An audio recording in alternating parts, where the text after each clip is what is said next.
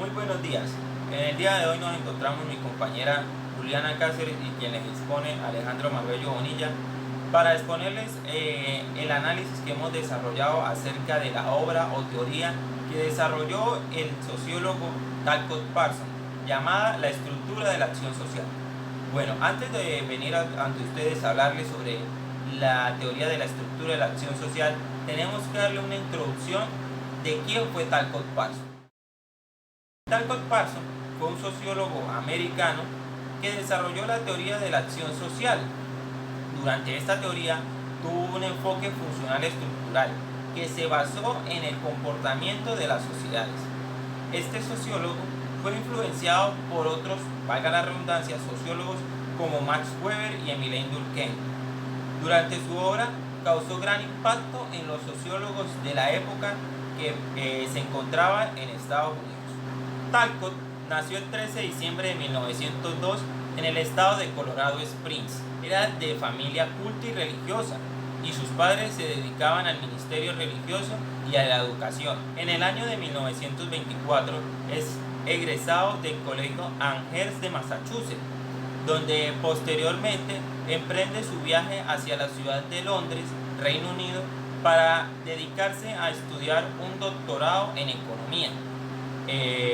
Después de esto, se dirige hacia la ciudad de Heidelberg, Alemania, en donde años anteriores había trabajado Max Weber, uno de los sociólogos que lo influenció por este camino. Fue sino hasta el año de 1927 que decide regresar este hombre a Estados Unidos para dar clases de economía en la Universidad de Harvard.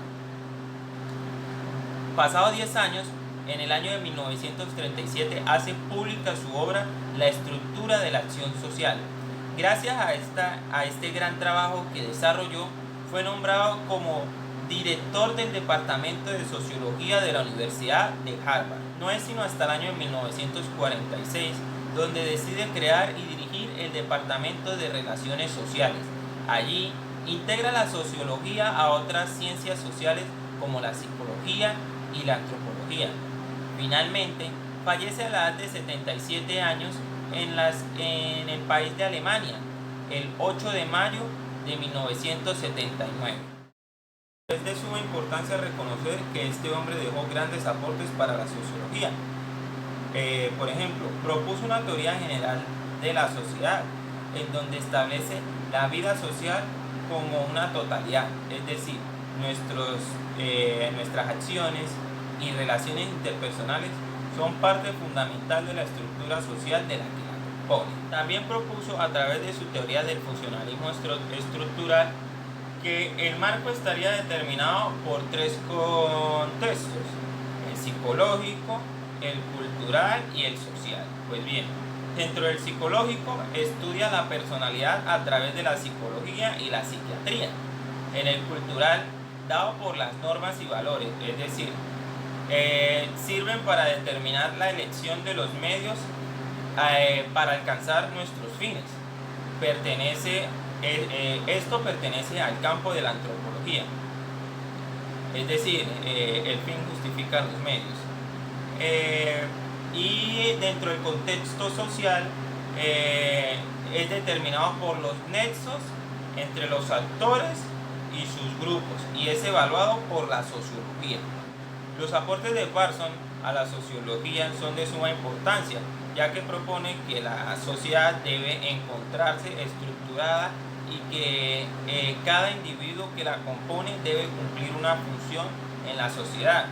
Esto es importante puesto que conlleva al buen funcionamiento y desarrollo de las personas que componen la colectividad. Talcott Parsons fue considerado como un funcionalista, pues pensaba que las personas tienden a la autorregulación y a la autosuficiencia, satisfaciendo determinadas necesidades básicas como la preservación del orden social, el abastecimiento de bienes y servicios, en donde, según esta teoría, la sociedad es un organismo en donde cada persona cumple una función y todos que la componen trabajan para cubrir sus necesidades, ya que todos tenemos valores y objetivos similares.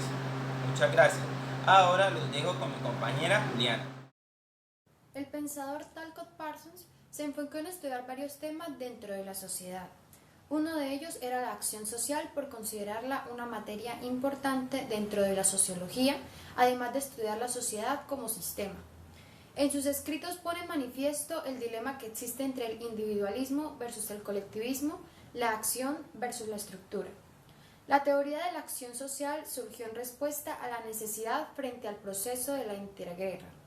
Parsons consideraba que la sociedad occidental había depositado una gran fe en la integridad del individuo y en su capacidad para razonar. No obstante, ambos elementos habían sufrido un duro golpe. Además de que existía una ausencia de autorregulación automática proclamada por el liberalismo decimonónico.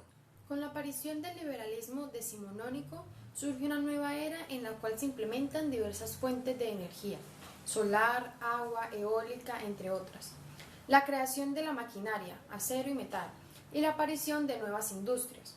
Por otro lado, desde el punto de vista económico, se abrió paso a la economía de mercado donde se podía ver reflejada la oferta y la demanda. Igualmente el crecimiento poblacional, la competencia como una forma de controlar el mercado y el nacionalismo que conducía a las guerras. Otro tema que hace parte de su teoría de la acción social es su crítica al utilitarismo por considerarlo una postura en la que el motor de la sociedad es el interés, argumentando que dicha forma de pensar es el extremo entre el individualismo y el raciocinio, atribuyendo este enfoque como el camino hacia la destrucción de una sociedad. Parsons establece que en el mundo occidental predomina el pensamiento utilitarista, por lo que a causa de esto ha habido guerras, violencia, holocausto, persecuciones, etc.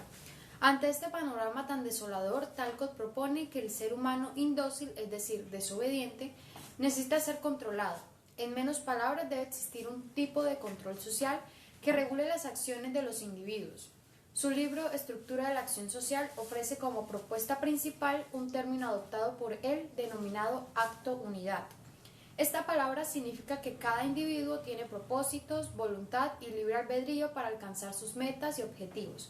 Sin embargo, esos objetivos no se cumplen de forma automática, por lo que su cumplimiento dependerá de una serie de situaciones que se escapan del control de la persona, a lo que él llama condiciones. Dentro de los actos unidad propuestos por Parsons hay tres elementos importantes que constituyen la acción social y son el actor, la situación y la orientación.